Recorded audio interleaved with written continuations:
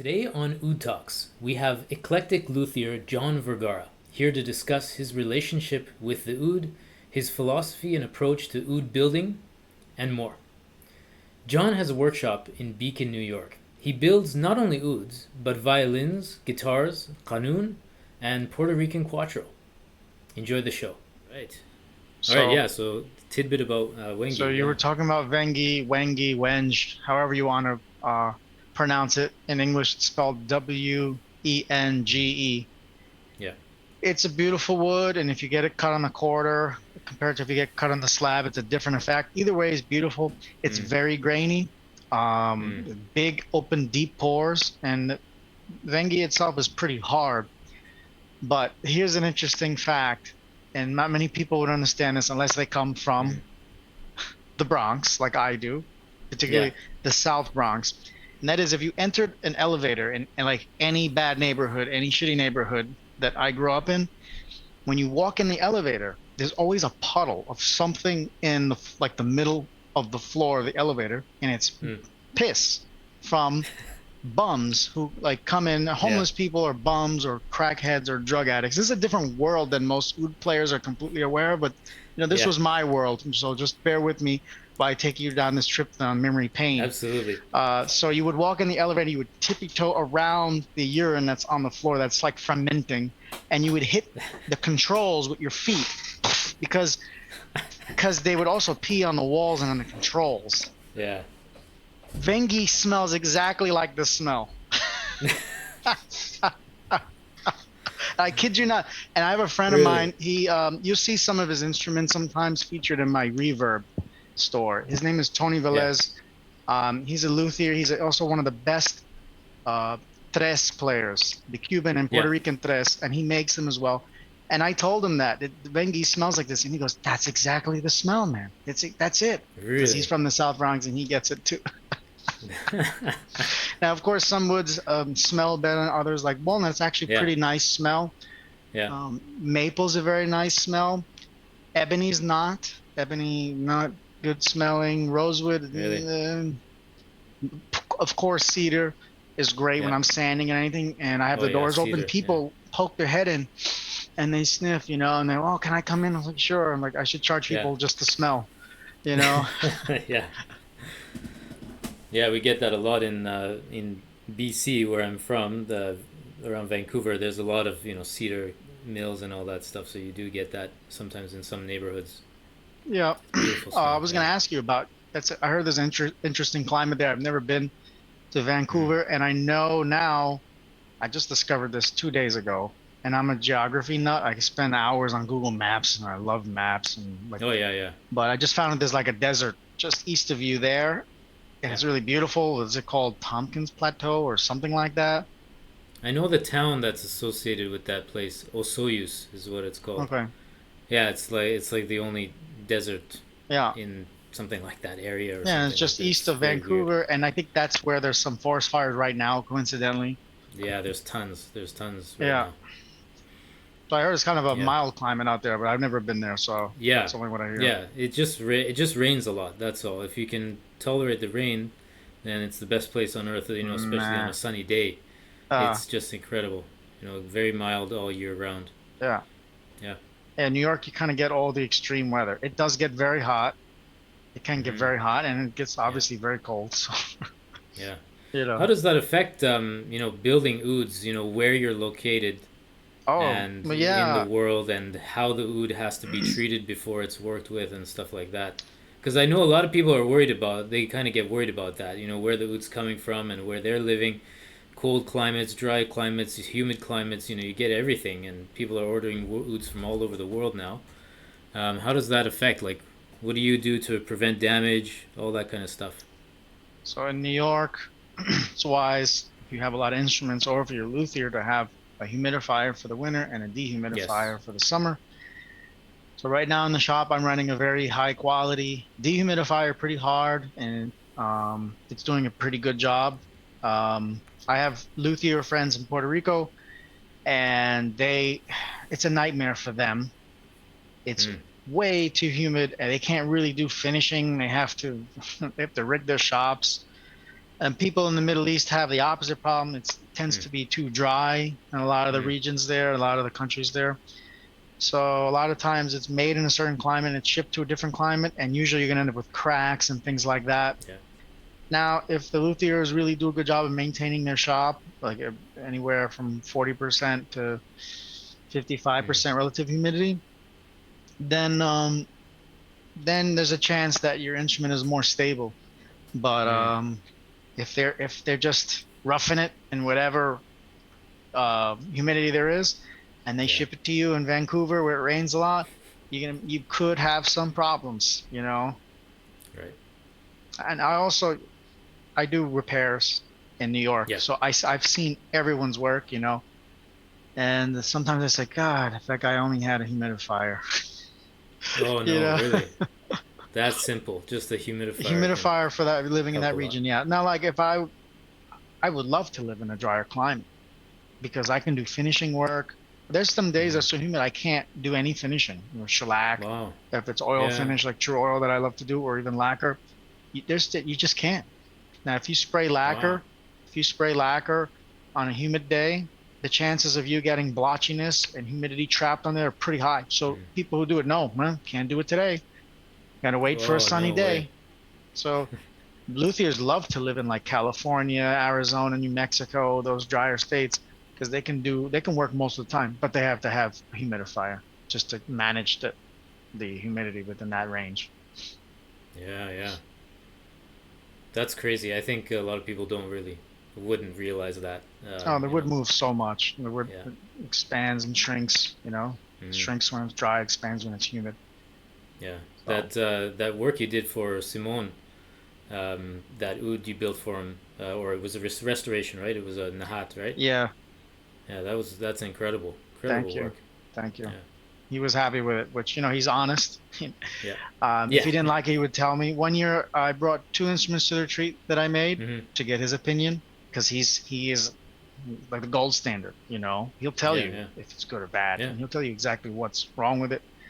So Mm-hmm. I made a nice violin, or I thought was nice, Mm. and a very nice oud. Beautiful, what was that, Paduk, and I Yeah. carved bone rosettes. I mean, we had everything. I even made the pegs. I mean, everything on that oud I made. There Wow. was nothing that was outsourced whatsoever, Wow. and French polish.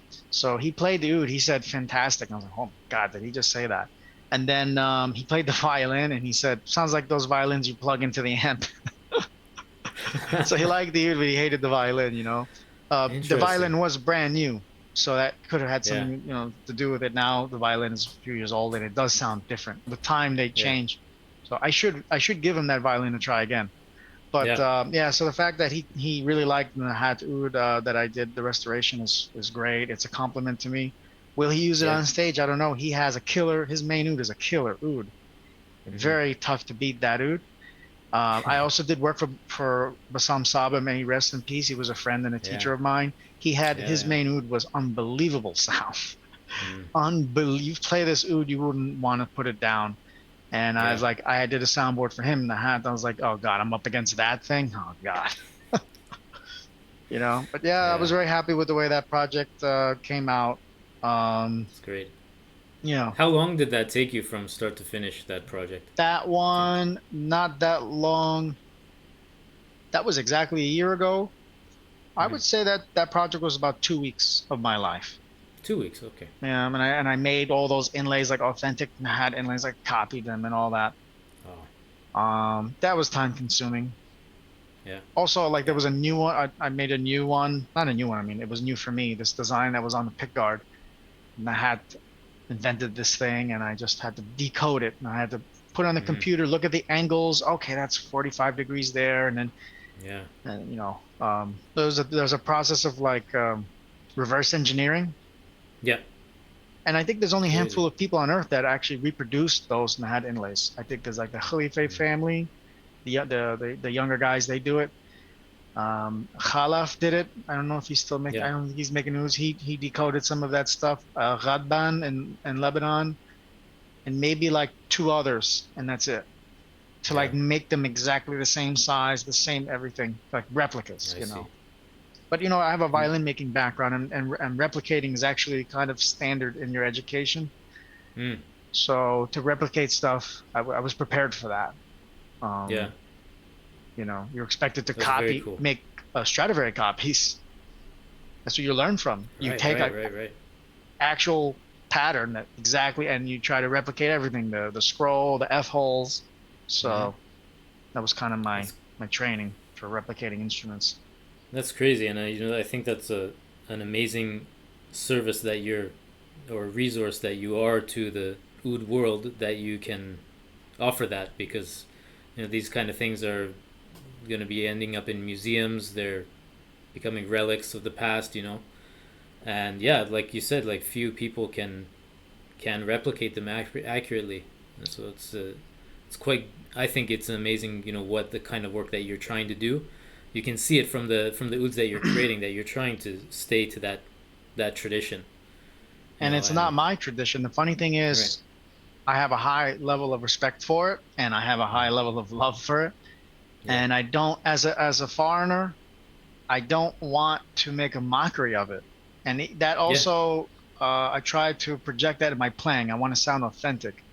mm-hmm. Maybe I have my own sound a little bit, but if you, I always ask people, if you just heard me, would you assume that I'm Arab or not? Because I play Arabic, mainly Arabic style oud. Mm, And they say, no, I would totally think you're Arab if I just heard you. And that's important to me. I don't want to sound off. I don't want to sound, how do you say, um, unauthentic, you know? yeah, yeah, yeah, And and my work as a luthier too, I want to hold the Nahat and all of the Manol and the Caribbean ouds to a high standard.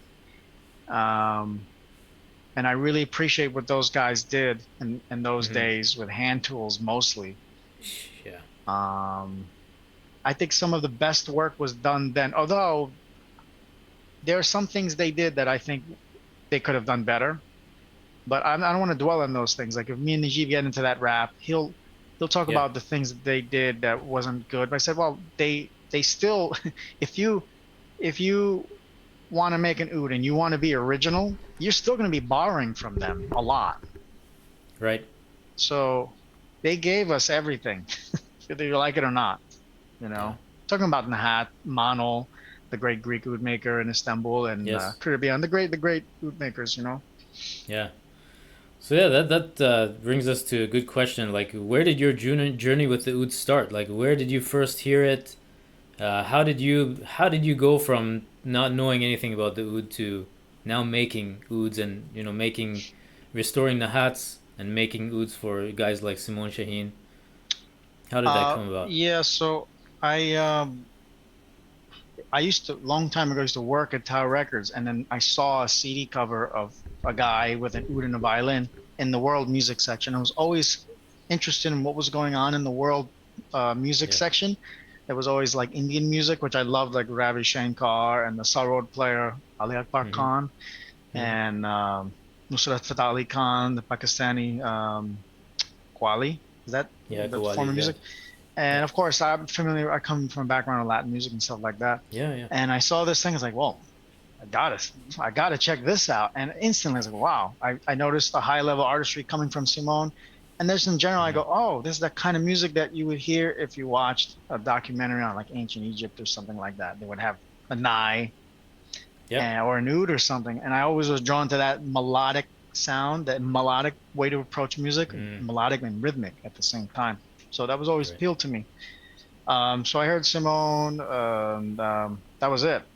But that was like that was about 20 years ago, and I did not 20 years yet ago. play Yeah. oud. I was a guitar player mainly, like Mm-hmm. many of us oud players. We come from a background of guitar, right? Yeah. Oud for guitarists. So Yeah. it was, it took, and I knew about the retreat. I was like, man, that'd be so cool. But Mm. it just didn't happen. And some years later, I go to Turkey. I see an Cool. oud in person. That was wow. Like, look at that thing. It's so beautiful aesthetically. Mm. It's like perfect. Look at the shape and Yeah. the ribs and how they alternate color in the ribs and just Mm. beautiful aesthetically. So I bought that. I brought it back to New York. I couldn't really figure out how to play, to be honest with you. Like if I Mm. knew about your side back then, I would have definitely joined up for lessons with you because I was clueless. I was Yeah. really trying to play it like a guitar. it's like a guitar, Yeah. but it's not, right? Yeah. Yeah. It's no chords Weird. exactly. I Yeah. mean, it's a little different. So whatever, I couldn't figure it out. And then one spring I took it out of the case and there was a crack on the soundboard. I go, oh God. I said, it's Mm. funny. My friend told me he met Simon Shaheen's brother in a falafel shop in Williamsburg, New York, and he had ouds hanging everywhere, and he makes ouds and stuff, and has them available. I said, let me call this guy up. I don't know who this guy is. Simon Shaheen's brother. And so he tells me, okay, what's your problem? I said, well, I have a Turkish oud, got a crack on it. My name is John. He goes, all right, come over Thursday, whatever. So I show up at his apartment. I walk in. He's like, take off your shoes. It was a policy in his house, take off your shoes. Yeah. So I took off my shoes, and he looks at me and he goes, are you Armenian? Because I told him my name is John and I have a Turkish oud, right? Yeah. My name is not Tawfiq and whatever. So it's John. I have a Turkish. So I said, no, I'm not. I'm not Arab or anything or Armenian. He said, well, what are you? I said, I'm Puerto Rican and Italian. He goes, where from? I said, the Bronx. He goes, Habibi. Immediately we hit it off. We could see eye to eye. And so Yeah. there in that apartment there, he had a ton of great ouds. This is the Yeah. beginning for me of entering the oud world. And And there I that's am. like what year? What year is There that? was a freaking oud on the bed, on Yeah. his bed, that Farid Alatrash played. And he shows me the picture of Farid and the oud. I'm like, oh my God. He goes, you want to hold it? I'm Crazy. like, I'm scared to hold that. Yeah, so you just jumped into this whole oud world. All of a sudden, you're like, don't know what you're Instantly. getting into by calling this guy. Instantly. Yeah, I mean, we hit it off too. That's That helped. crazy. And I told him I'm a violin maker, and he goes, "Oh, I studied with a violin maker." And he calls up David Siegel on the phone. And he goes, "Do you know Joe Rigg? That's the guy I study with." And then I said, Cool. I'm looking at these ouds. I said, I would love to make one. And he goes, "Okay." He goes, "Well, this is a good shape, and this is a good peg box. You don't want them too long or too short." And blah blah. He gave me some kind of tips. Yeah. And I ended up not making one right away. I go to Lebanon, and then I come back, and that's when I really made an oud from scratch. And another reason that motivated me to make them is because I couldn't really find the quality that I wanted. I wanted that old quality, but in something new. Yeah. So that was the beginning of my journey. And like anyone who does anything, you always come at it from an angle like, I want to improve this, but at the same time, I don't want to intrude upon its, its nuances and what makes it what it is. So, and if you look at my work, I think that's still true. Like I make Arabic ouds. Actually, I make Turkish too, but I make Arabic ouds. And you look at it, Yeah. okay, that's Arabic, and it's clean work, and it sounds kind of like an Arabic oud. But there's something about it that is a bit, how do you say, cleaner, maybe a little better made, more thought went into it. A lot of thought went into it. A lot of extra time went into it. Yeah, it's definitely So, clear you got the dedication there. yeah, I And you probably really, should be less dedicated. It takes me 3 months to make like one really good one. Yeah. So, How many ouds have you made now? From, can you count them? How they? I've made probably like 40 or 50 like high-end Yeah. ones, and then Nice. sometimes I get the bowls and the neck, and I'll do soundboards. Mm-hmm. So I have a couple of sources where I get the bowls and stuff like that. Yeah. But the ouds that I make from scratch, it's about 3 months to make. Yeah. And that's like a lifetime warranty comes with it, because I make every little part and I make sure every part fits good. I make sure that the grain is exactly what it should be, if it's like 100% my name behind it. Yeah. So yeah, somewhere in there. It would be more if I didn't have repairs, restorations going on. And I also Yeah. make guitars, I make violins, I've made kanuns, I make Puerto Rican Yeah. cuatro, I've made ukuleles, and I'm making an electric guitar now. So if it was just ouds, it'd definitely be a lot more, but my time is split Yeah. up. I also play too many video games, and I like to ride motorcycles, and I like, so there's not enough time Yeah. to do everything I like in life. Yeah, absolutely. Yeah, absolutely. I can dig that. But that's amazing. That's great to hear. Your dedication definitely comes through. You mentioned about the bowl.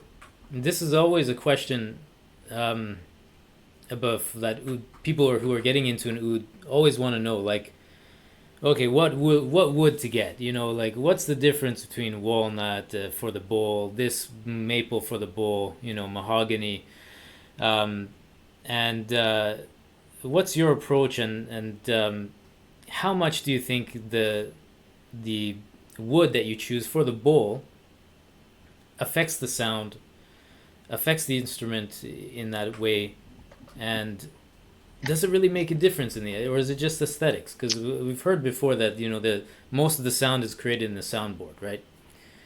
You know what's going on there with the with Ouds with You the take bowl. a guitar and you lay it on its back and you play it, and then you lift it up. You'll notice instantly that Mm. the sound Yes, improved when yes. you lift it up. And even when you're starting to play guitar, like a classical guitar, where people tend to put it against their body, the Mm-hmm. instructor should tell them to angle it outward a little bit. That way it's not Yes. pressed against their gut. Right. Now, so some people say, oh, the soundboard is everything. Well, that's mostly true, but the back is Mm. important, reflecting sonic frequency through the sound hole. The back of the bolt should, in concept, be just as important as the back of the guitar. And in Mm. fact, if you do push it against your gut and play, you'll notice you lose something like 10 or 20% of the sound, rather if you let it Yeah. free a little bit so they can also vibrate. Mm-hmm. So the back is important, you know. Now, there's so many variables that come into play when it comes to Mm. acoustic output Yeah. and resonance. It's mind-boggling, and I do not believe it can be calculated in any way. Mm-hmm. Okay? There's just, first of all, Yeah. every piece of wood is different. Yes. So as long as wood is the material that's used to construct a musical instrument, I don't see how anyone can calculate anything, because there's no piece of wood that's the same, like a fingerprint, which, you know, every person has its own fingerprint. Each piece of wood Yeah. has different grain. And you couple that with a soundboard, has its own thing going on, and you add string tension to it. I Yeah. think, you know, like certain other materials might be easier to regulate, but wood, Mm-hmm. no. But there's some woods for sure that are better than others for acoustic output. So Mm. we're talking about sound. Yeah. Um, And again, like, oh, so if I'm going to use a harder wood on the bowl, then I'm going to think about the type of, I have a lot of different pieces of spruce that I use for soundboards and cedar. So I'm going to think, okay, I'm going to have a really hard bowl. Let me pair it. This is how I think. I'm going to pair it with maybe something that's a bit softer to balance things out. Because I have harder spruce, I have tighter grain spruce, I have wider grain spruce, where when you have wide grain, there's pulp in between, and the pulp is kind of soft, and the grain is really what provides stiffness and hardness. So I try to balance it that way. Um, you can use a softer wood in the bowl, like walnut's a bit softer. Even mahogany is not very hard. It is classified as a hardwood, but within the Mm-hmm. hardwood species of woods, it's one of the it's not as dense as woods like Wenge we were talking about. It's not as hard as Right. rosewood. It's not it's not as hard as Paduke, which you sometimes see. Mm-hmm. Um, so everything you do will impact the sound on some level. A lot of Yes. it you I see. don't know what will happen. But when you do this and you've done it enough, you start to get a feel for things.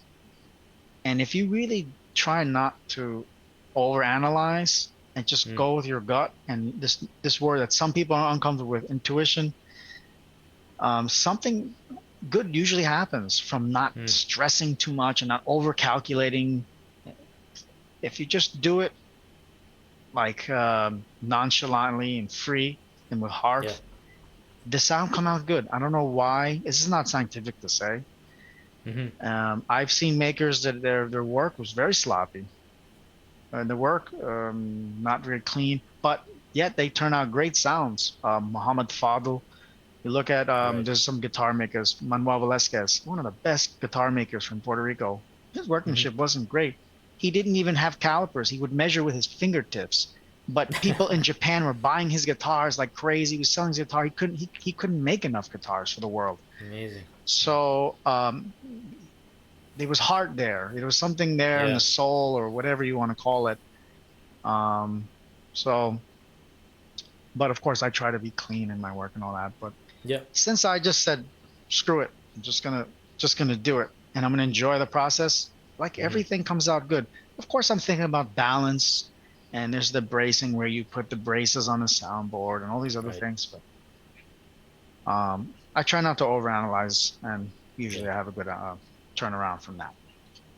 Do you have a good like a? Do you have like a favorite combination, a personal favorite, like some woods that you really just love to work with, or like an oud combination that you that's your preference? Is there anything that you have like that? Yeah. Well, every time I've used mahogany on the bowl, it was always a hit in terms of sound. Mm-hmm. Really good sound. Hmm. Walnut. I love walnut on the bowl. Nahat used a lot of walnut, and of course, the walnut they Yeah. use is different than the American walnut. I like Uh, American walnut, but much prefer the walnut from that part of the world.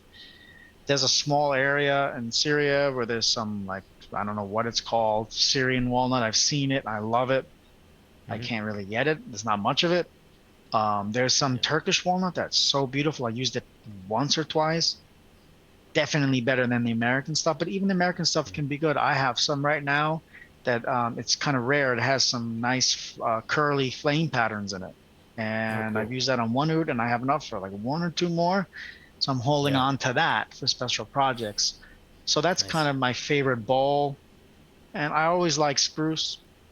I prefer Yeah. spruce over cedar. However, Mm-hmm. cedar is good if you know how to work with it. It has to be Mm. worked differently because the wood is softer Yes. than spruce, so you have to go thicker. And many luthiers are not comfortable going thicker. When they go thicker, they Mm. think, "Oh God, no sound." Not necessarily. In fact, I increased the thickness on my soundboards on my ouds and guitars, and I improved my sound because the Really? whole thinking is we need to go thinner, thinner, thinner. Let's go thinner, as thin as we can go, and we'll get a Right. bigger sound. Not necessarily. If the way you're tuning your soundboard in relationship with the bowl is just right, you'll get a very good open sound. Mm. And I have some 80-year-old cedar. I don't normally like cedar, but when it's 80 years old, I like it because Yeah. Yeah. it's very well aged. Mm. So I don't know. To be honest with you, I've used pine. I took pine from Lowe's or Home Depot, Yeah. and I cut it up and I made a soundboard out of 4 or 5 pieces and got incredible sound. Really? And I got that idea from looking at Muhammad Fadl ouds. Everyone wants to Uh, buy Muhammad Fadl. They're always looking yeah. and looking, and because there's always a good sound. The wood he used was not special. I mean, in the guitar world, he'd be outcast, okay, because he's Yeah. using like pine with knots in it. And Yeah. first of all, on a guitar, You see that a lot. yeah, on a guitar, it's unthinkable to see a soundboard Mm-hmm. anything more than 2 pieces. Mm. But on oud, Yes. you see them three, four, five Yes. pieces, Yes. Yes. 6 pieces. A Yeah. guitar maker would look at this and think, "Oh my God, what is this?" But still, they got a good sound. Yeah. Um, Yeah, that's always my first impression. Like if I see an oud that's clearly not book matched and like it looks like different grades of oud wood and stuff like that. Especially you see it online, you don't get to touch it. Like I stay away from it too, but I it could guess be a you never know. turnoff. But look Yeah. at Nahat. Many times they did Mm. soundboards out of multiple pieces, so I see. Yeah. it's fine if the Very joints are interesting. good. If the joints are good, Yeah. there's nothing wrong with that. Yeah. Why do some oud bowls have spacers between it? You get some bowls where perfectly clean, others have spacers. Is there any function to that? Is it Aesthetic. just aesthetic? Yeah. Like sometimes I'm making an oud, I lay out the ribs, and because I have the center rib, I call it the keystone, like kind of like a Hmm. Roman arch, a Roman bridge is the middle one, and then Yeah. everything fans out from there. So okay, I look at Hmm. that one, and I put all my pieces the way there, and I number them so that when I glue it, it'll have an effect.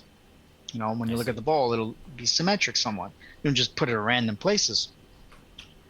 And I look at the wood and go, should I put spacers? It's a lot more work. It actually doubles the Mm. time. It Yeah. doubles the time to make I the see. bowl. But I'm like, wow, that'll look really nice. Kind of like Wow. someone in a nice suit with the right colored shirt underneath the suit, and it's like Yeah. highlighting this Yeah. color. Yeah. So then we're gonna make spacers, and you got to thickness them and cut them and and get them the right thickness, and then you got to Hmm. between each rib, you got to glue one like it's a rib, so you have to wait for that to dry. So it doubles actually Wow. more than doubles the time to make the bowl, but it's very beautiful. There's nothing Yeah. So wrong with a bowl that's plain either. I like that look. Um, But so it's just aesthetic. There's no acoustic function behind it. Mm. It's just for looks. Very interesting. I guess that comes from your intuition. Like you see some wood and you get inspired to put that inlay in there, Oh or yeah, sometimes you just don't get sometimes it. you look at wood and you let it tell you what to do. Right, right. You look at it and you say, I had this other idea coming into this, but we're going like this instead. And you feel good Mm. about that. You're like, I'm sure of it, you know. Yeah, that's very cool. That's definitely I guess, the artistic side um, of oud building rather than the math that goes into it and the precision and all that stuff. Yeah, there's a lot of numbers in terms of measurements, but Yeah. again, there's also the element of the heart and the soul. So Yes. Yeah. that's part of that. Okay, I came into it with this plan, but looking at this, the grain, the way the wood is moving, and we're Mm. going to do that. And I'm not going to look back. And maybe I'll use that idea on another project because you have ideas. I mean, sometimes I'm sitting there and I'm like, all right, my next oud or my next project, you plan it out and it's exciting and it's healthy and it gets you, wanting. I look forward to going in the shop to do that idea or a new Yeah. Yeah. inlay idea. But then when you look at it on paper or you look at it when you're laying things out, you're like, no, that's not going to work out well. Yeah. Or you do it anyway and you don't like it, but everyone else likes it. Mm. Yeah. That Or can happen. you love it and everyone else hates it. That happens too. Yeah. Or you get mixed Yeah. reviews. Yeah. Sometimes half the people like it, half people don't. And it's like, oh my God, Yeah. everyone's opinions. Oh God. And you have to Yeah. you Yeah. have to Totally. listen to people. You have to maintain that humility because you need the Mm. feedback. But at the same time, you're the freaking artist. Sometimes I make an oud, I tell people that's mine. You own it, but the fucking thing is mine. It took me 3 months. I cut myself, you know, I, I came in here at 1 in the morning after drinking whiskey because, you know, so it's mine.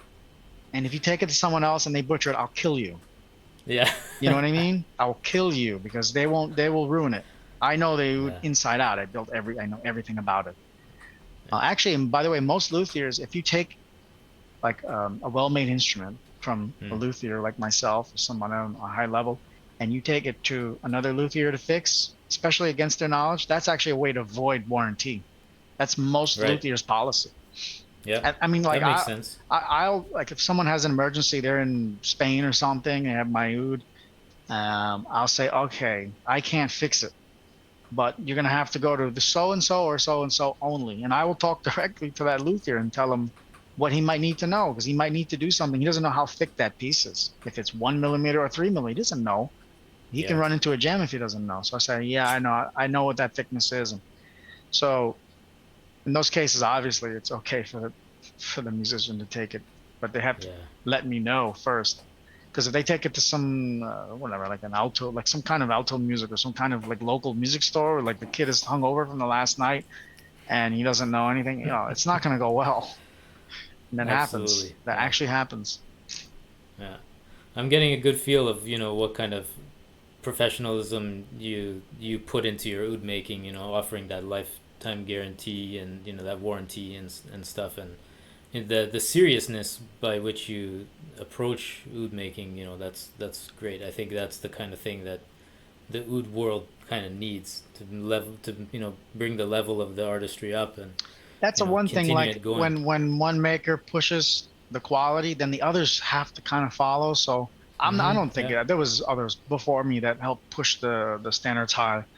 But I pride myself to being among the ranks that do that. And unfortunately, I think that most of the time these instruments are sold kind of too cheap, consider how much Hmm. time goes into it. Being a luthier means you have a very high level skill and a very low pay rate. There was a lute maker, Robert Lundberg.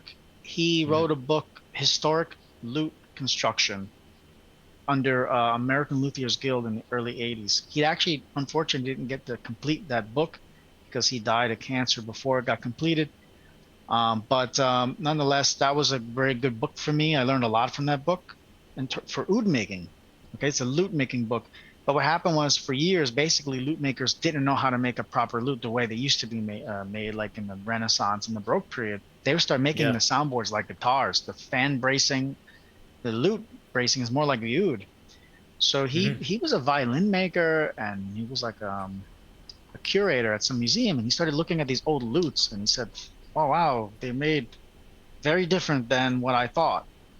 So he started making lutes and stuff. Um, and he started sharing what he was learning with people in Europe and stuff like that. And they're like, "Oh my God, who is this weird American?" Just like he just opened his notes to us. Because in those places, like in the old world, across Yeah. the Atlantic, the mentality was among any of these trade skill professions that like whatever they knew, skills were in their intellectual property. Hmm. And like be stupid to share it. But in general, the Yeah. Americans were very open. And American Luthiers Guild was like, "Here's how I make a guitar. Here's how I make a mandolin. Here's how I make a lute." But he said something funny. I have the publications from the 80s. I read all of them. I have every quarterly publications from they started in the early 80s till now. But he said something like, "This is a really high skill profession, very low pay. If I don't start making like a little more money soon, I'm going to leave this profession." And by the way, I have thought of that. I used to be an engineer at IBM, you know, and I'm like, man, I could just go back and like do that. But Yeah. I love what I do so much, and actually I do okay. So, you know, Yeah. but it's good to push the boundaries Yep. of the skill level, and the other luthiers kind of should follow along, and they should, you know, bump up the skill Yeah. level of their work and the cleanliness of their work and the sound. And I think everyone benefits. Yeah.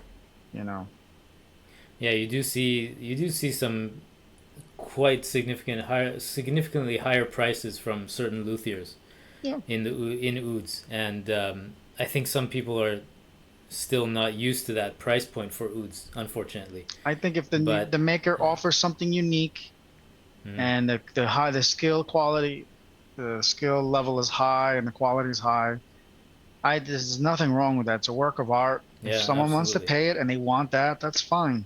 Yeah. You know, there's cheaper Yeah. ouds out there. They're available to anyone who wants them. They're fine. They work. I have a couple Hmm. cheap ouds. I'll take to the river. I don't care about. Yeah. Yeah. But when you have something that's really nice, you're talking Ferrari quality. You look at it and Exactly. it's like you're in the presence. And the thing about beauty is that like when you're in the presence of something beautiful, it's a special feeling. It's a special moment, and you look at and one thing about it of the beauty is that there's awareness of some fragility behind it. Mm. Like a very good sounding musical instrument is also on the border of being slightly um it's built almost to the breaking point. If it's over Mm. braced, over thickness, then it's no sound. If it's under braced, then Right. it won't last. Yeah. So, you know, I see. It's I think finding that balance. Yeah. yeah, and the fact that it's delicate also makes it more beautiful. Yeah. So you have this trade-off between like building an oud like a tank and building it, with such a thin soundboard that it's not gonna last long. You're I gonna don't get like either of those. bowing. I Yeah. try to find I really do try to find the happy medium. I posted a photo and people I think they can see it in my Instagram and Hmm. it's a bunch of oud soundboards. Yeah. Yeah. Okay, and I call it my soundboard graveyard. Yeah. And I keep those for multiple reasons. One, I study them. I have Hmm. multiple soundboards from Ibrahim Sukkar, who, by the way, I hold his work in very high esteem. Okay, and then you see others, and I'm like, okay, this is how I think. Look what he did to achieve that kind of sound. Okay, I learned from that. Now look what he did here. I don't like that. So I'm not going to incorporate that in my work. Right. So being in New York, working on everyone's ouds, I've worked, I think, on Yeah. almost everyone's ouds. I've Yeah. seen what everyone does good and so you can see this guy keeps doing this thing over and over again. It's not working out for him. And that's why I Mm. have like 5 of his soundboards on my floor. So I learned from that as well. Um, I don't think there are many people that have my soundboard ouds on the floor ripped off. I don't think that, 'cause Mm. I might take 3 months to make an ouds because I'm like making sure everything's like always perfect as it can be. Yeah. But so I have the graveyard of soundboards there. Yeah. And And I study the thickness of the soundboards, the height of the braces, the shape of the braces, how they taper off on the ends where they meet the bowl, Yes. how the grain was oriented. I mean, I could probably throw them out now because I've studied them and I know them kind of inside Yeah. out, but I still like to keep them. And also, people see that and they go, "Yeah, maybe I should get something a little more quality. I don't want my Yeah. soundboard to end up in your graveyard." Yeah, Also, some totally. some some of those soundboards are also from mis how you say from unfortunate events like someone Yeah. dropped the oud or something, or Yeah. angry wife broke the oud. That's happened. Angry wife. Yes. Yes, I've it's happened I think I've before. heard about that It's before. actually Yeah. happened before. Yeah, angry wife, angry girlfriend. Yeah. Interesting. Yeah. Fascinating. Hmm. Um, in terms of fingerboard, there's I've noticed over the years, like with I didn't know this before because I didn't think about it, but I noticed that there's a bit of a sound difference with the way that you're, because it's fretless, your fingers are very meaty. So it mutes the sound as you put your finger down naturally, normally. So if you get like like a softer wood versus a harder wood, you get a different sound with the fingerboard too. Um, I've personally never played one of these ouds with like a uh, what is it called, the mother of pearl sound fingerboards. Like, what's the difference between, let's say, an ebony fingerboard, rosewood fingerboard, and this mother of pearl kind of finish, and the finish that you put on it would have an effect too on that kind of action you get.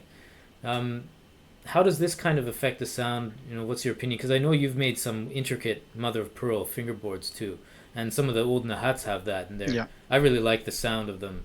Yeah. And maybe it's a really subtle thing. You're talking about small percentage, but what's your take on it? Well, for sure, the sensitive ear can hear a difference in the sound, difference between different materials used for the Mm. fingerboard. Um, yes, I think ebony's great. I think rosewood is great. Mm. Um, I like fingerboards that go all the way to the sound hole. Yeah. There's just one surface, one smooth playing surface all the way. That's the best option, actually. Hmm. But when I like the classic look, so Yeah. I tend to just go to the joint of the bowl and then stop there. When I do that, there's a lot of different things I can do. I can do mosaics. I can do mother of pearl. I could just do also ebony, and then have a Yeah. heart beard inlay Right. after that. Um, but whenever I do that, where I stop at the neck joint, I'm like, this is a perfect opportunity to go nuts with mother of pearl. Mm. I love mother of pearl. Love the way it looks. It's obviously very difficult to work with. Yeah. Cutting the pieces, cutting mother of pearl with a jeweler saw often makes like little sparks. So that's how hard the Well. material is. Nahat did it. Manol did it. I think Caribbean did it. Those fingerboards are still around because the material is so hard it doesn't be dressed the way wood Uh, does. Even ebony will have grooves, like on an Arabic yeah. oud, you're on the D string, the F, the E half flat. The notes we play a Yes. lot, Yes. the C on the Oh A yeah. string, third finger, those areas My get nightmare. etched. Yeah, right. But a mother of pearl doesn't need that. Okay, so it's practical from that sense. And then also it does have a different sound. I think that Mm-hmm. it can help a better projection type of a sound, which we want. Yeah. Um, but it has to be done right, because if it's not done right, if the neck angle's not right, you can't plane Mm. or sand easily mother of pearl. So it has to be Yeah. done just right, and you have to use the right glue, otherwise the pieces will come off. And often this is the perception of mother of pearl from the Rick, from other instruments that may have used mother of pearl as a decoration, is that the pieces fall off. So they think mother of pearl is cheap. Oh. But look at a really fine Nahat and what they did with the mother of pearl, and you're not going to think that's cheap. And that's still there, and it was never leveled because it's a really Wow. hard material. It's almost Yeah. impossible to etch that enough to get a buzzing. So Fascinating. Yeah. yeah, if it's done right, it's fantastic. But I understand Mm. why it's associated with cheap. You'll see some bowls. Not okay. whoever out there is listening, and you're making an oud, and you're gonna cover the entire bowl with mother of pearl. Okay, you're gonna spend all that time. Please make a good oud. I don't know what it is. I'm like, but oh my God, the pegs don't function at all on this oud. Yeah. The action is way high. But he spent 7 years cutting these beautiful little intricate, and they've come together and make a mind-boggling mosaic. But Yeah. I don't get that. You know what I Yeah. mean? And then a lot of times those pieces will fall out, and people see that and they go, "Oh, mother of pearl, no good." No, no, mother of pearl's Right. fine if it's done right. You know? Yeah. Interesting. Very interesting. Yeah. One thing I noticed there are some ouds on your website that are still for sale on your store section.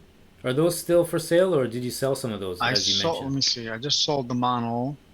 I see the Karnak, uh, Tofig Nahat restoration or something, and Okay, that one is Najma. that one. Nahat is going. Yeah. That's it. There's that, and there's that Maybelline. That's the only ouds I have right now, I think. Cool. Cool. Well, I have a couple others at my shop that I haven't listed. Yeah. They're not anything. Okay. They're like beginner ones. People traded Oh in yeah. and stuff. Usually, I don't even post stuff like that. But Right. yeah, Yeah, I love these again, at the designs. moment, I dwindled my.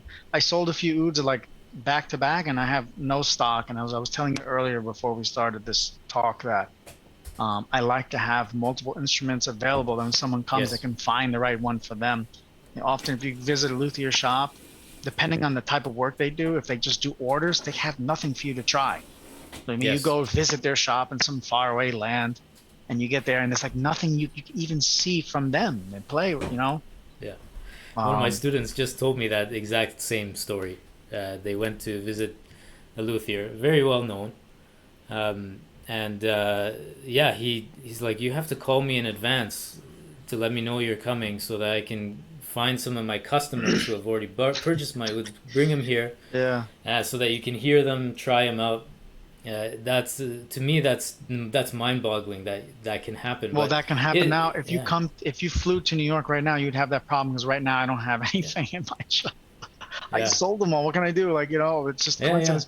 And now I have to try, but I have other orders right now, so I have to like find the time to make something that doesn't have anyone's name on it yet. I did start one, a very beautiful one that I'm still making, but someone bought it. So, yeah. um, They want it. And you got to buy or you got to take it. Yeah. yeah, I That's, have bills. I think anyone in your situation would do the same thing. I I know I would too. I have bills that don't pay Yeah. themselves. So, Yeah. you know, Absolutely. yeah. Absolutely. That makes Now, absolute. I'll just tell a quick story about I studied in Lebanon Yes. at the University in Kaslik, and I went there with no oud because I wanted to buy one in Lebanon. And Mashib Shaheen said, "Go to get an oud from Fadi Mata. I like his work." Okay. Hmm.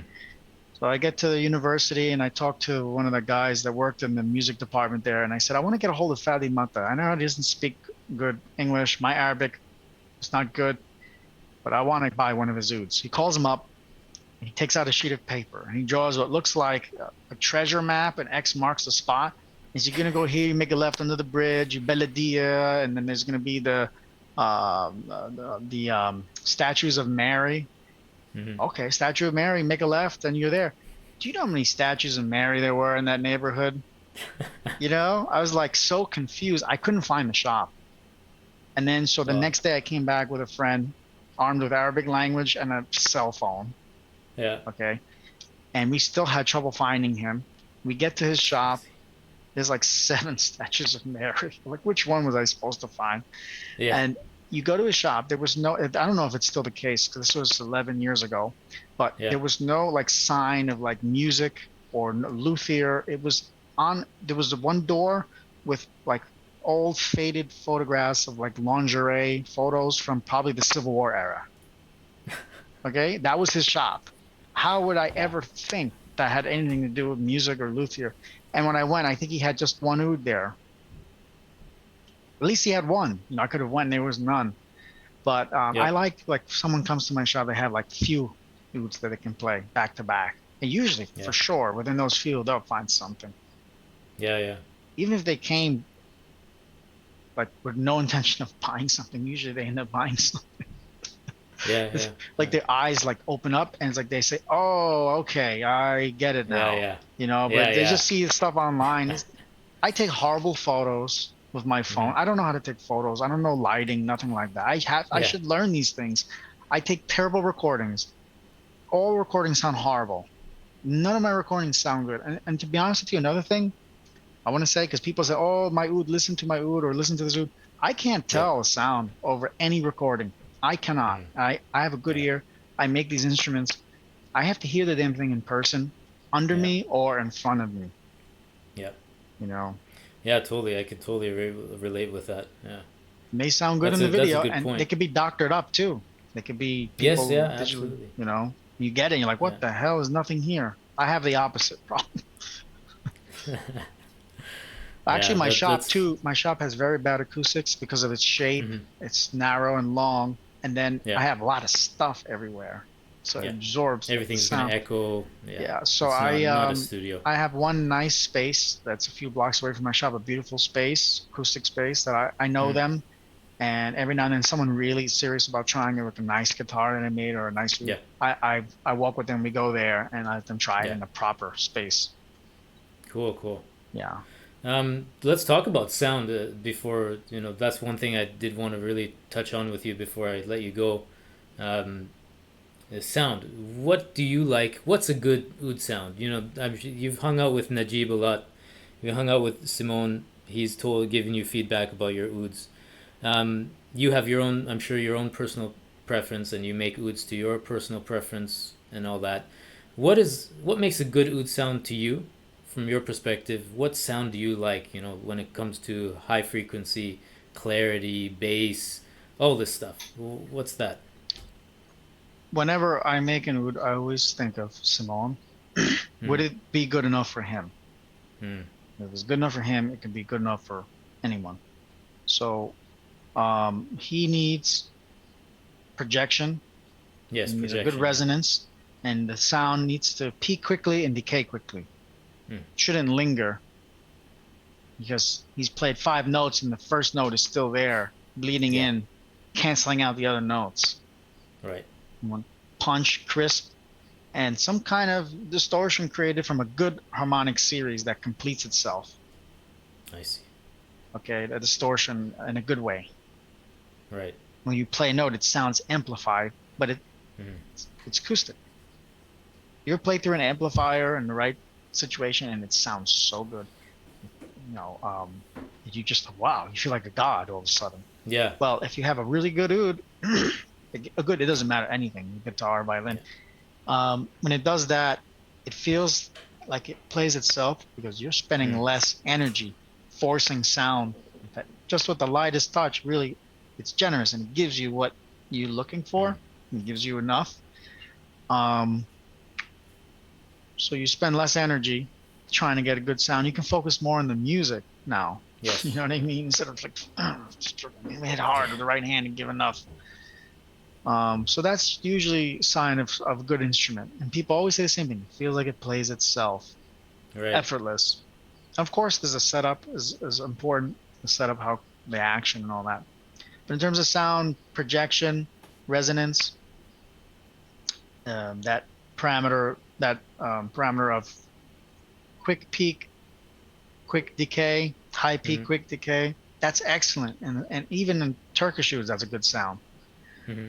Um, and again, I was fortunate enough to be around these guys, Simone, Mujib, Bassam Saba, and there was always Yeah. great instruments around, So I was lucky to Yeah. have that as my beginning, as my standard, really, you know.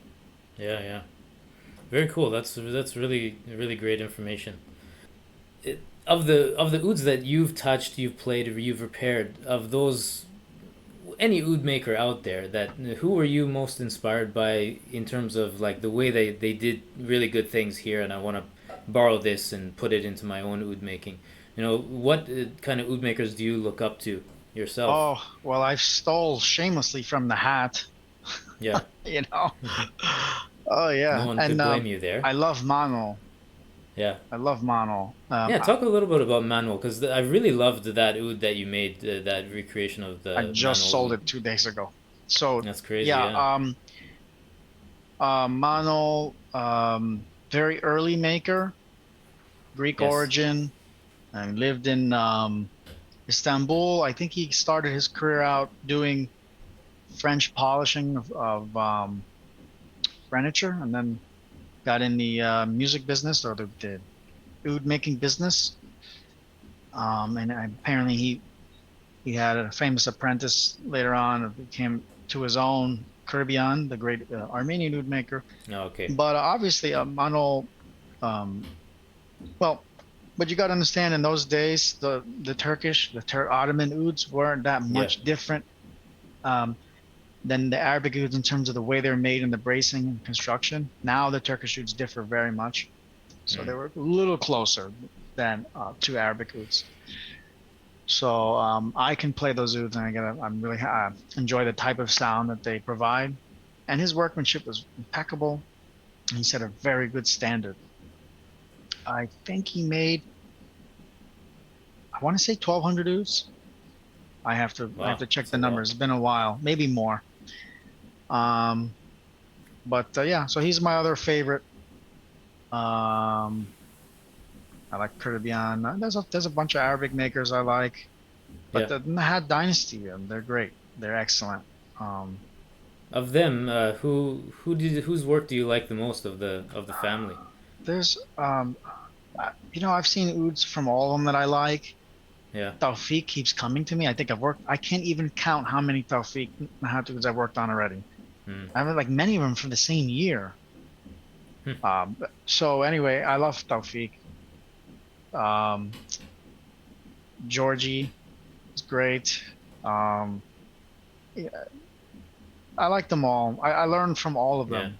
I learned from all of them. Yeah. Very cool. Very cool. Yeah.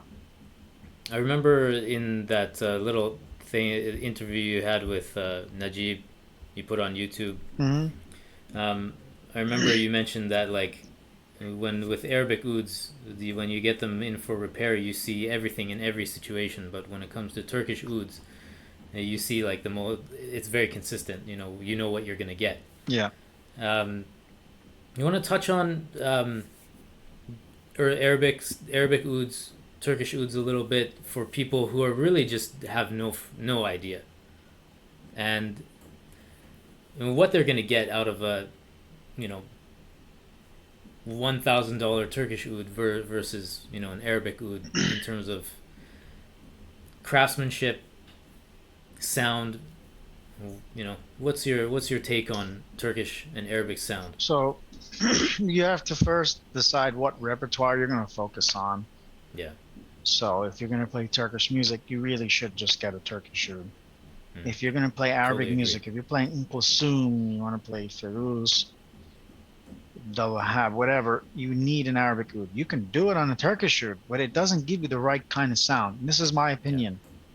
I like both ouds, to be honest with you. I just told you I love Mano, I love Caribbean ouds. Those are Ottoman style ouds. Mm. But so I think if you're playing like real Arabic music, you really need a real Arabic oud. Yeah. You can do it on Turkish oud, and you can also drive a car with your feet. That doesn't make it a great idea. So Yeah. it'll work. Um, but you'll be missing something, you know. Listen to Farid Alatash when he plays, how he accompanies the ensemble and his Mm. style of oud playing. He needed a certain type of oud to be able to achieve that. He needs something that, as I spoke earlier, has a quick peak and decays quickly because he's playing with the rick, with the percussion, Right. almost directly, Yeah. and that added a nice support for the ensemble. Um, so that sometimes types of music will dictate what an instrument should be, and sometimes the other way around. Sometimes the instrument gives birth to styles of music, and instruments Hmm. are evolving constantly. Yeah. Yeah. I'm a little kind of maybe traditional, so I like more traditional instruments. Yeah. I'm just kind of wired that way. Hmm. But so I advise people to know, and some people are hybrid players too. Some people play Yes. Yeah. Turkish music, some people play Arabic music, some people play Persian music all in one instrument. So now they have to find Yeah. something that will work. Okay, you could find something that would work. Yeah. Um, I mainly play Arabic music, and if I play Ottoman music, I'm interpreting it with the Arabic style, Right. you know. So I'm playing essentially Arabic music, Mm-hmm. Levantine particularly, Levantine Yeah. and Egyptian. That's mainly what I play. Although I've told you many times, I love Persian music also. I love Yeah. Turkish music. Um, but I don't know. If I pick up an oud, I'm doing Arabic takasim. That's what I Yeah. enjoy, and I'm playing Arabic stuff. So Yeah. that's why my ouds are mainly Arabic. And by the way, anytime I make an instrument, I make it for myself, and then I sell it. Mm. When I make a cuatro for myself, I'm like, oh, and then I just sold one recently. I told my apprentice I Yeah. was not going to sell to anyone. And I just sold it. So I was like, oh, I'll just make another one, I guess. Yeah. Yeah. Yeah. You can always have that. Yeah. Think. Yeah. Yeah. I'll just make another one. And by the way, some No people big deal. approach me. They want me to make a certain type of instrument. I go, I'll tell them I don't do that. I Mm. can, but I don't want to. I don't like that. So Mm. probably should go to this person instead. Yeah. Yeah. I made a couple of floating bridge ouds, for example, but I don't like Mm. it. And as much as I have bills that need to be paid, every now and then, you know what? Tell the guy who does this. He specializes in that. Just go with him on Yeah. that. Yeah. Because I That's have to a be really good inspired point. by the project. Yeah. Yeah. And just so everyone knows, I'm getting tired of repairs. I'm getting tired of working on cheap stuff, you Yeah. know. But it's okay. It pays the bills, but it eats into time that I could use to be making my own stuff. So Mm-hmm. me doing repairs is a service that I'm giving people, Yeah. but I don't know how long I'm gonna just hang in there and keep working on these hoots because sometimes I'm like, oh Totally. God, I gotta work on this hoot again. I used to make rishis. Actually, I'm holding one right Yeah. now. This is a Yeah. Yeah. this one I'm not gonna sell. It's Yeah. perfect. Gives a perfect sound. It sits here. It's so good I don't even use it. Which is the one There's no money in making rishas. Like no. uh, I have two of yours that I bought years ago. I haven't spent money on risha in years. Yeah. Um, but yeah, they last a long time. Those cowhorn They can rishas. crack too. They Yeah. can break as well, the Yeah. horn. But yeah, it's messy. Like I still get people Mm-hmm. requests, and I'm really thankful that people even still contact me by after all these Yeah. years for a rishi. It's a compliment to me. But it's Yeah. just Yeah. that to get a horn, to cut it up, to iron it, cut it, thickness and then polish it, and like the way I do, make the Mm-hmm. ends Yeah. rounded off and smooth. It's so much work, and I lose money, Mm-hmm. and I just so and my Yeah. You friends just do usually it. when my friends come, I hide them because they always steal them from me. So I keep this one under the keyboard for anyone who wants to steal. It's usually under my keyboard here. Yeah. Yeah. Yeah. You just do it out of the love for it, right? And I don't even have any more horn to make any more. I don't yeah. have any right now. Believe it or not, I have Yeah. like so many things in my shop. I don't have horn. Yeah. So those That's days are great. over. Yeah. There should Yeah. be someone else out there doing it. Another thing, people Yeah. complain about my price for making them. Like, I'm not gonna do it. I'm sorry. If that's what I want, and I think it's cheap, but I live in New It is York. cheap. You know Blue Chip Picks, those that guitar pick company, Blue Chip Picks. Yeah, The cheapest piece is $35. yeah. And Yeah, I was making these by hand. I and you used to get a sell these good for sound. $20, That's but dirt cheap, in my yeah, opinion. Anyway. yeah. I Yeah. think it's cheap to sell a oud for 6,000 when I've been making it for 3 months. If you break it down, I'm living under the Mm. poverty line. It's not like I'm getting rich quick, and there's nothing like that. It's Yeah. Yeah. anyone who's played my ouds in person, they understand. You know. Yeah. Yeah. Yeah. Very cool. Very cool.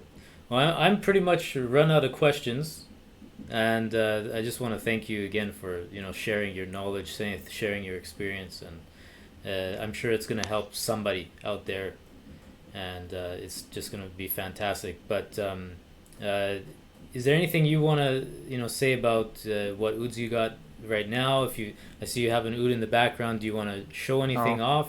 that's my first oud Um, that I ever made. That oh really yeah. is not for sale. Yeah. and it's one of my best sounds.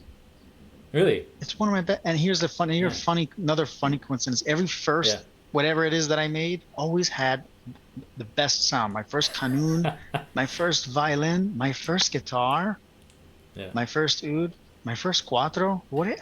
If I can make those sounds every time, I'd be very happy. That's so bizarre. It must be a blessing Beginners, and frustrating in some beginner's luck. ways. Yeah, it's like, what did I do? You know what it was? I wasn't overthinking it, and Uh, maybe there was some crudeness there, on some level because it was a new thing. hmm, So I don't know, it has anything to do with it, but it's pure luck. yeah. Do you want to show any off Well, I can show at the this one moment here. or? Actually, I know the trick to a great sound. The trick to a great sound is not symmetry, because if you look at the oud, it's not Hmm. symmetric. Yeah. So Yeah, I anyone who see thinks that. that you Yeah. have to be perfectly symmetric to get a sound, here's proof that you don't. Hmm. And I made this oud without a mold. It was my first oud. I made each rib, Wow. and Without a when mold. it came together, it wasn't symmetric. And I said I should have made a mold like a violin. The back is a walnut. I did an Nice, inlay nice. there, basic inlay, my first oud Yeah. inlay, and I did some mosaics around the edge. Oh yeah. Okay, and I can't play Very now nice. because my neighbors will call the police on me. Oh yeah, yeah. It's late right now for you I guys, have a right? neighbor downstairs. He hates music. I don't know anyone like that, but he does. But I would play it, and Yeah. I can't now. So No, no problem, no problem. I should No, it's charge him for nice. all the notes that I've played. I should just send him a bill one day. He's like, "What is this? $5 million?" Like, you're lucky to live upstairs from a musician. Well, maybe not, because you're hearing them work Yeah. things out all the time. Very cool, very cool. Yeah. Yeah, thanks so much for your time. I don't want to hold you too long, but if you have any other things you want to add, I'm gonna put a link to your website in the description, your social media and stuff, so people can follow Thank you, you. so people can check out what you've got. But yeah, anything else you want to add about your upcoming projects or stuff you're excited about working on next, Um, whether it's oud related or other instruments, whatever I you don't know. want. I mean, if you follow my Instagram, you'll see some of the stuff I have in the works. Yeah, Um, so no, I'm good, I think. I'm cool. fairly out there and open. People often send me messages, so I'm always available to Yeah. answer people's questions and stuff like that. I'm pretty out there, so. Very cool. Yeah, I appreciate back years ago when I started this website, I contacted you and yeah, I just really appreciate you responding to the email and just And by the way, uh, your website has brought me traffic. Some people have found me through good, your site, so it's been helpful. Thank you for that. good. No, I'm glad. That's Yeah, the whole point. yeah, And here to support the oud into the future, hopefully. yeah. I mean, it's a But kind yeah, of a dying art. There's not many people involved in doing this. yeah, So, well, thank you, Navid. cool. Thank you as well. Thank you so much, John. All right. I hope you enjoyed hearing about John's perspective on oud building. You can visit his website at johnvergaramusic.com at the link in the description, as well as follow his ongoing projects on social media. Make sure you subscribe to his YouTube channel so you can see and hear his ouds. If you liked this video, please like, subscribe, and share it on social media. Thanks so much for watching.